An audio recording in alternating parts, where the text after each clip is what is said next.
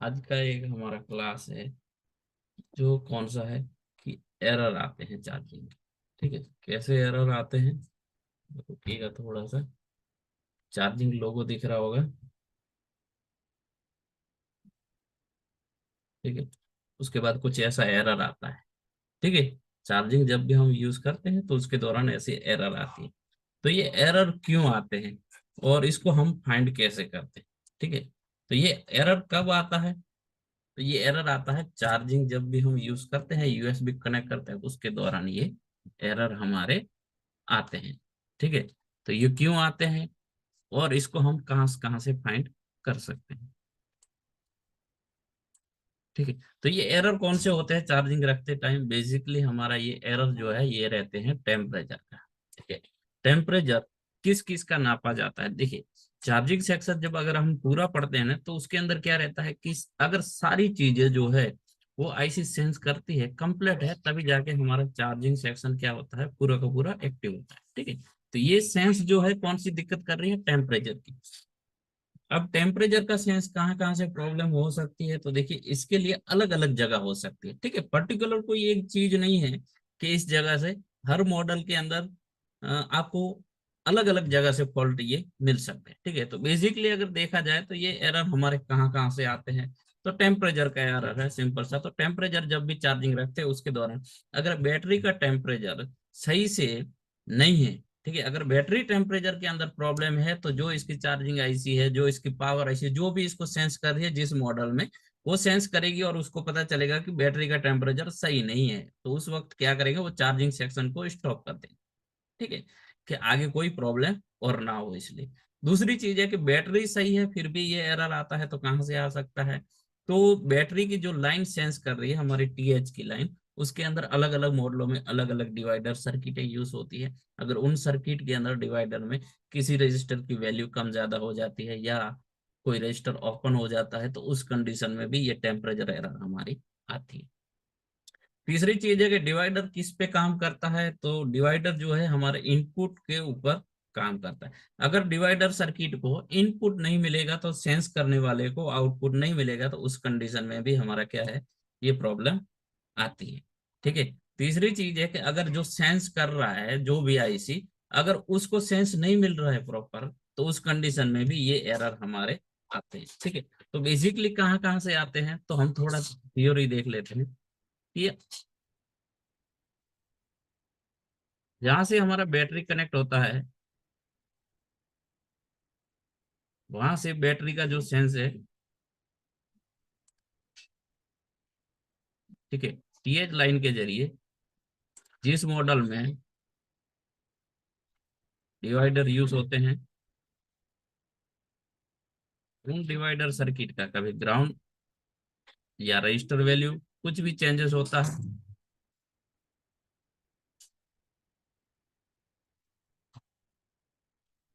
या डिवाइडर को इनपुट नहीं मिलता है।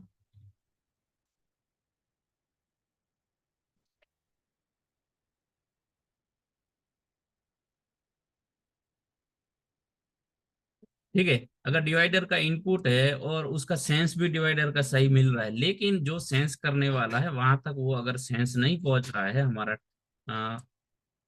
तो उस कंडीशन में भी हमारा क्या आता है, टेम्परेचर का एरर आता है। ठीक है, दूसरी चीज है कि चार्जिंग सेक्शन के बगल में, क्योंकि जब चार्जिंग हम यूज कर रहे हैं और उसी के दौरान अगर टेम्परेचर का एरर आ रहा है, तो उसके लिए और एक डिवाइडर रहता है जो हमारी ज्यादातर सेटों के अंदर चार्जिंग आईसी के बगल में ही रहता है। ठीक है, जो डीसी टू डीसी आईसी है उसी के बगल में रहता है। ठीक है, वहां पे क्या यूज होता है, ज्यादातर एक रहता है हमारा एनटीसी जो R2 रहता है, और R1 जो है ये नॉर्मल रजिस्टर हमारा रहता है। ठीक है, तो जनरली बात करें तो इनपुट हमेशा हमारा कौन देता है, पीएम देता है 1.8 वोल्टेज। ठीक है, और उसके बाद हमारा R1 का एक सिरा और एनटीसी का एक सिरा दोनों आपस में कनेक्ट रहते हैं। एनटीसी जो है हमारा ये ग्राउंड के साथ कनेक्ट रहता है। ठीक है, तो ये इनपुट है।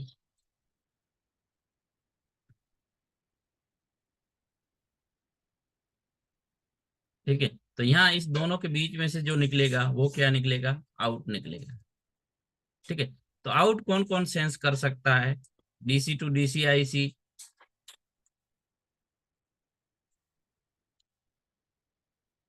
DC to DC IC, PM, CPU. ठीक है। ज्यादातर ये 99% सर्किटों में यही इनको सेंस करते हैं। ठीक है। अब इसके अंदर प्रॉब्लम कहाँ कहाँ से आ सकती है, तो सिंपल सी है कि ये जो इनपुट आ रहा है ये नहीं आ रहा है, ये इनपुट नहीं आ रहा है। ठीक है। इनकी वैल्यू चेंज हो गई, इसका ग्राउंड, इसका ग्राउंड, किसी का भी कोई भी डिवाइडर सर्किट में प्रॉब्लम आता है तो सिंपल सा है, हमें टेम्परेचर का एरर वहां पे देखने को मिलता है। ठीक है। अब इनको सेंस नहीं मिला, इनपुट आउटपुट और डिवाइडर किसी में भी प्रॉब्लम है तो ये प्रॉब्लम आती है हमारी टेम्परेचर की। अगर जो बैटरी कनेक्ट है उस बैटरी का टेम्परेचर सही से नहीं है तो ये उस कंडीशन में भी प्रॉब्लम आती है। ठीक है। और एक जो है हमारे सब बोर्ड के अंदर एनटीसी लगे हुए रहते हैं, उस एनटीसी डिवाइडर के अंदर अगर प्रॉब्लम है तो उस कंडीशन में भी क्या रहता है, हमारा टेम्परेचर का प्रॉब्लम आता है। ठीक है। एनटीसी क्या रहेगा, ग्राउंड के साथ कनेक्ट रहेगा, और एनटीसी हमारे रजिस्टर के R1 के साथ कनेक्ट हो जाएगा, और R1 जो है वो हमारा पीएम के साथ कनेक्ट रहेगा।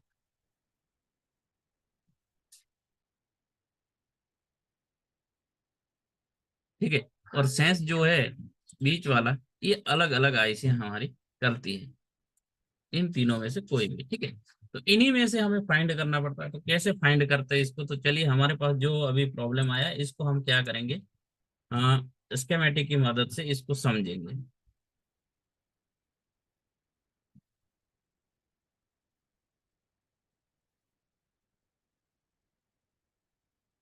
ठीक है। ये सैमसंग का हमारा A505 नंबर का मॉडल नंबर का ये सेट है। ठीक है। तो सबसे पहले हम क्या करेंगे, जहाँ पे हमारी बैटरी कनेक्ट होती है वहां से इसकी लाइन चेक करेंगे।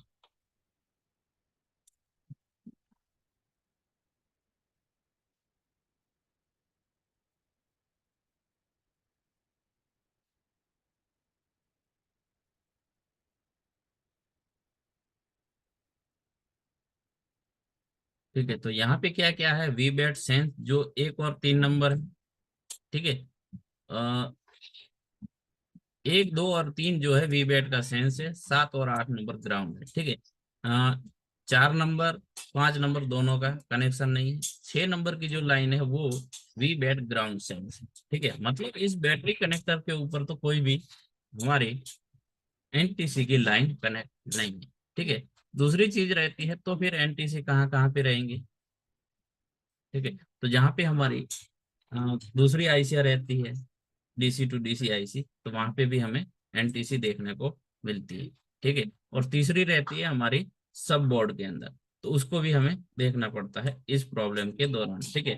तो यहाँ पे क्या है कि इस पे सब बोर्ड का कोई लेआउट नहीं है। ठीक है। सब बोर्ड का लेआउट नहीं है तो कोई बात नहीं, हम सिंपल सी चीज है कि सब बोर्ड की अगर एनटीसी है या नहीं है कनेक्ट, तो वो हमें जहां से हमारा B2B कनेक्टर है वहां से ये पता कर सकते हैं। ठीक है।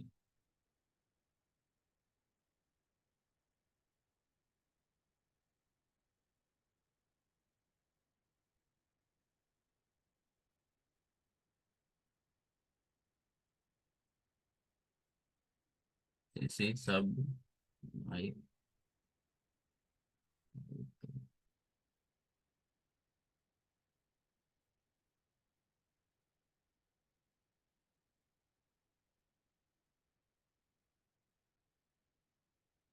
ठीक है। यहाँ पे एक वाटर डिटेक्ट है और एक है हमारा बैट थर्म। ठीक है। 2 लाइनें हैं।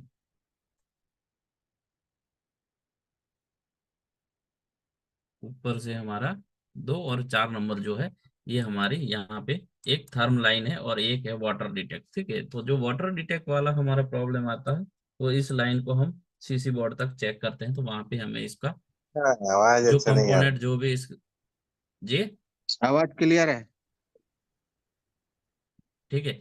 तो उससे हमें पता कर सकते हैं। ठीक है। और दूसरी चीज है कि देखिए, बोर्नियो के अंदर एक और फंक्शन आता है कि जब भी हमारा टेम्परेचर का प्रॉब्लम आता है, ठीक है, तो उसके दौरान क्या है कि यहाँ पे थर्मिस्टर करके एक चीज दिया है, ठीक है, जो हम सेंस चेक कर सकते हैं। एक मेन बोर्ड के अंदर जो जो थर्मिस्टर डिवाइडर लगे हुए हैं, वो सब आपको एक एक थर्मिस्टर को वो क्या करेगा, फाइंड करके दे देगा शॉर्टकट में, ठीक है। देखिए तो TH 4000 AP therm 47 kilo ohms का, ठीक है। तो AP थर्म का अभी हमें कोई प्रॉब्लम नहीं है, चार्जिंग के दौरान सेट में प्रॉब्लम आ रहा है, ठीक है। दूसरा है TP TH 5000, जो हमारा DC to DC IC है, उसके बगल में डिवाइडर है, ठीक है। तो इसके ऊपर हम चेक कर सकते हैं। फिर है WLNA, वाईफाई ब्लूटूथ IC के बगल में एक डिवाइडर लगा हुआ है, तो ये भी अभी हमें चेक नहीं करना है, ठीक है। एक है हमारा TH 1000 TRH, जो हमारा क्या है, PA थर्म है, ठीक है, नेटवर्क सेक्शन के अंदर यूज है। तो ये दो और ये AP, ये अभी हमारे चार्जिंग सेक्शन के रिलेटेड हमें चेक नहीं करना है, ठीक है। तो इनको कब चेक करते हैं, तो नॉर्मल सी है कि सेट अगर ऑन करने के बाद भी टेम्परेचर का एरर आता है, तो उस कंडीशन में इनका काम रहता है सिंपल सा। NTC क्या है, नेगेटिव टेम्परेचर कोफिशिएंट, कि अगर हमारे बोर्ड के अंदर कहीं पे भी टेम्परेचर आ रहा है, तो ये हमारा NTC क्या काम करेगा, अपनी वैल्यू को डाउन करेगा। और हमारा जो डिवाइडर सर्किट है वो किसके ऊपर काम करता है, तो इनपुट और R1 R2 की वैल्यू के ऊपर उसका सेंस बनता है, ठीक है। तो बेसिकली क्या बनता है, 1.8 जैसे ही आता है हमारे R1 के ऊपर, ठीक है। और R2 जो है ये क्या है, NTC है, ग्राउंड के साथ कनेक्ट रहता है। यहाँ से सेंस निकलता है, जो भी सेंस कर रहा है। बाकी के ये जो है हमारे WLNA, PA therm, AP therm, इनको ज्यादातर PM और CPU ही इसको वापस सेंस करते हैं। तो इनपुट के अंदर 1.8 वोल्टेज आएगा, ठीक है। तो आउटपुट में मिनिमम 0.6 से लेके 0.9 वोल्टेज तक अगर आउटपुट मिलता है, तब तक कोई भी हमारा टेम्परेचर का एरर नहीं आता है, ठीक है। जैसे जैसे 0.6 से नीचे गया, तो उसके बाद क्या है कि टेम्परेचर का एरर आने लग जाता है, ठीक है, कि टेम्परेचर हाई। जैसे जैसे 1.0 से प्लस जाने जाता है, तो क्या हो जाएगा, टेम्परेचर लो का एरर आने लग जाएगा, ठीक है, सर्किटों के। उसी तरीके से जो हमारे चार्जिंग के रिलेटेड टेम्परेचर प्रॉब्लम आती है, वो एक इस IC से और दूसरा यहाँ पे नहीं है, तो क्या है, सब बोर्ड,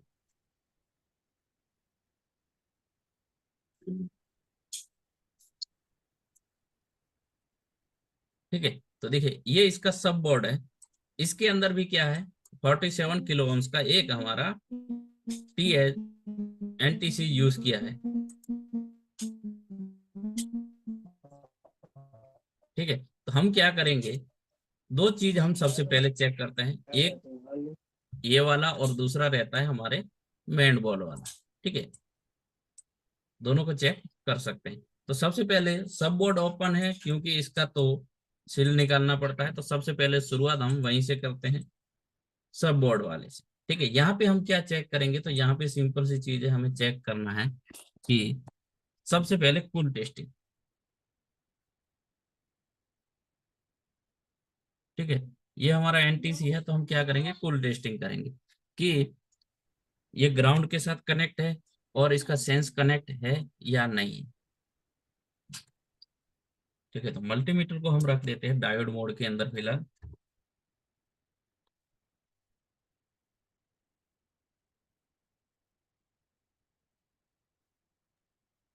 रेड प्रोब को कर दिया है ग्राउंड के साथ कनेक्ट, ठीक है। ये सिरा हमारा NTC का क्या है, ग्राउंड के साथ कनेक्ट है, ठीक है। ये सिरा जो है हमारा क्या है, सेंस लाइन के साथ कनेक्ट है, ठीक है। तो सेंस कौन सा है, ठीक है। अब इसमें देखें, हम देखेंगे इसके अंदर, तो यहाँ पे हमें कोई भी देखने को नहीं मिलता है कि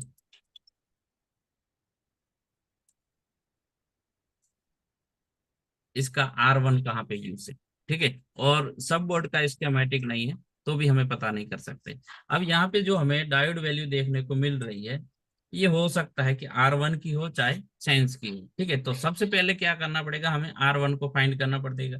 R1 कहाँ पे होता है, ज्यादातर अगल बगल में रहता है या बोर्ड की अपोजिट साइड में रहता है, ठीक है।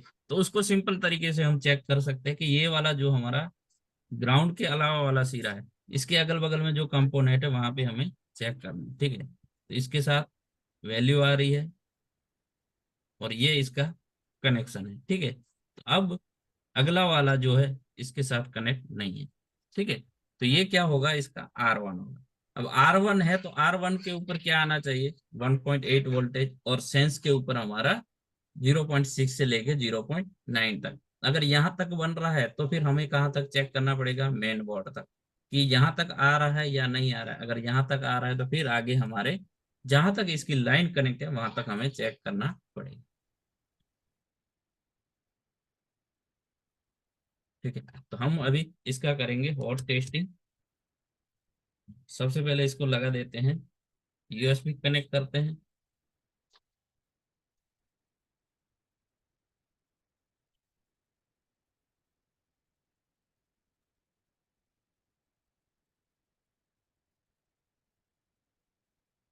ठीक है। हम वोल्टेज चेक करेंगे अभी एनटीसी के ऊपर, ठीक है। कितना आ रहा है, 0.33 के समथिंग आ रहा है, ठीक है। इसीलिए अब इसको इनपुट में कितना मिल रहा है, ठीक है।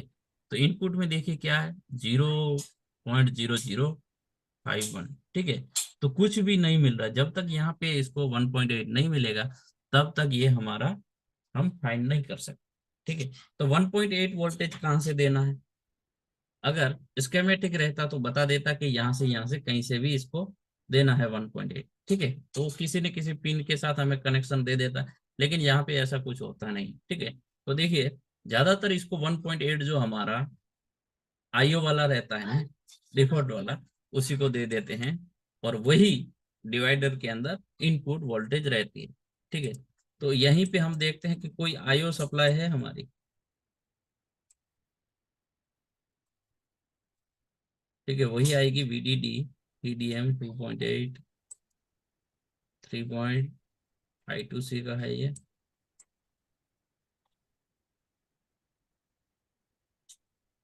ठीक है। VDD peri AP grip INT के ऊपर है, ओके।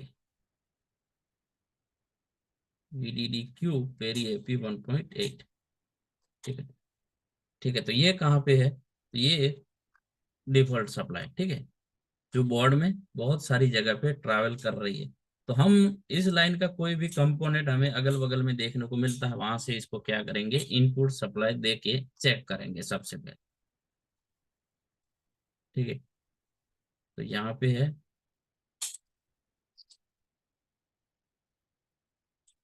ठीक है। तो अब इसके लिए क्या करना पड़ेगा, एक एक जहां पे ये लाइन कनेक्ट है उन सारे कंपोनेंट को आप एक एक करके चेक कर सकते हो, ठीक है। दूसरा तरीका है, टाइम बचाने के लिए आप एक और चीज यूज करते हैं कि इस मॉडल का हमें एक और चीज दिया है जिसको बोला जाता है बिट, ठीक है। तो बिटमैप की मदद से आप आराम से चेक कर सकते हो कि 1.8 जो हमारा डिफॉल्ट वाला है वो कहाँ कहाँ से आ रहा है,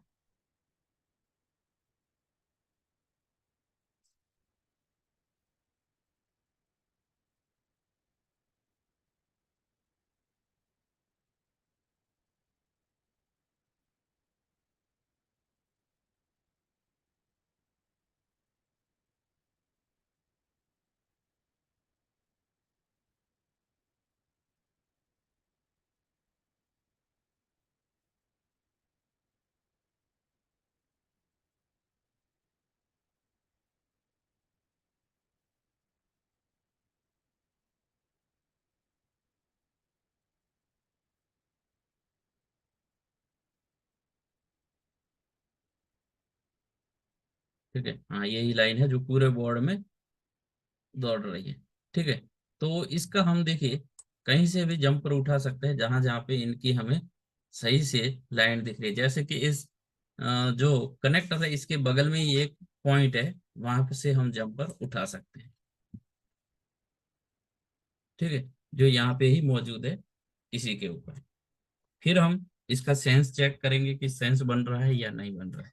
अगर सेंस के अंदर कोई भी वेरिएशन रहता है तो उस कंडीशन में दोनों रजिस्टर की वैल्यू चेक करनी पड़ेगी,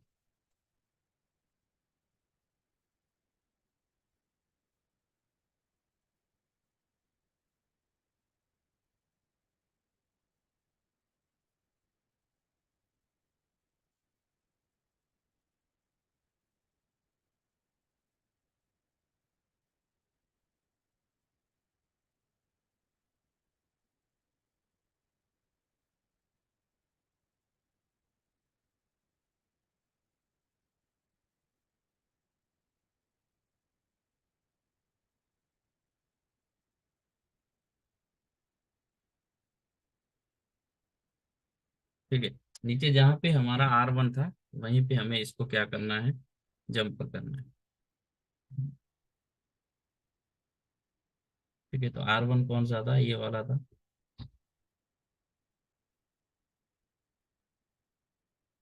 ठीक है, ये इनपुट क्यों नहीं मिलता है और क्यों डिस्कनेक्ट हो जाता है, तो इसकी अलग अलग है कि बीच का जो हमारा B2B पत्ता है उसकी वजह से प्रॉब्लम आ सकती है, या मेन बोर्ड और सब बोर्ड के अंदर जो कनेक्टर है इनके अंदर से भी ये प्रॉब्लम आ सकती है। ठीक है, डॉक्टर साहब थोड़ा बोर्ड को बीच में कर लीजिएगा।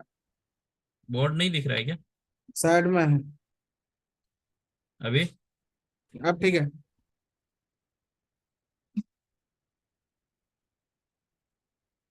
जिनका भी सवाल है कि डेमो के बाद ले लेंगे, ठीक है। ठीक है, ठीक है,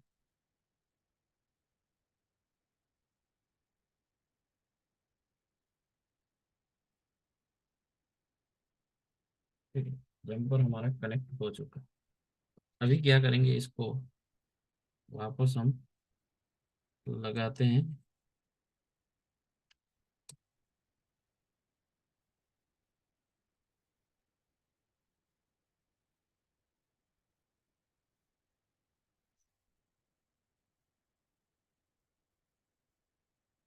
ठीक है, USB को कनेक्ट किया है और हम वोल्टेज चेक करें।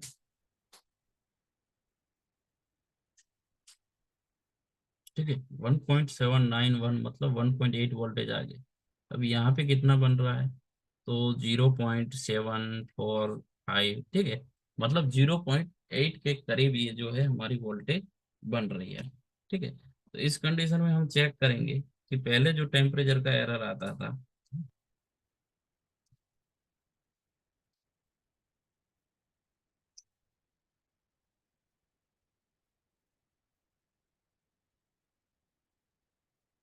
ठीक है, उसमें कुछ चेंजेस हुआ या नहीं हुआ। ठीक है, तो चार्जिंग लोगो आया है फिलहाल।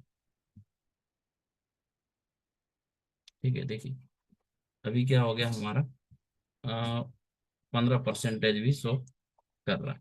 ठीक है, जो पहले लोगो आता था हमारा, क्या आता था, टेम्परेचर का लोगो आता था।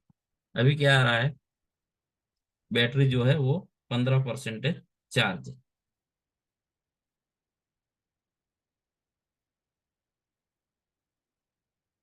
ऐसा डिस्प्ले में भी कुछ प्रॉब्लम है, दिख रहा है MD सर?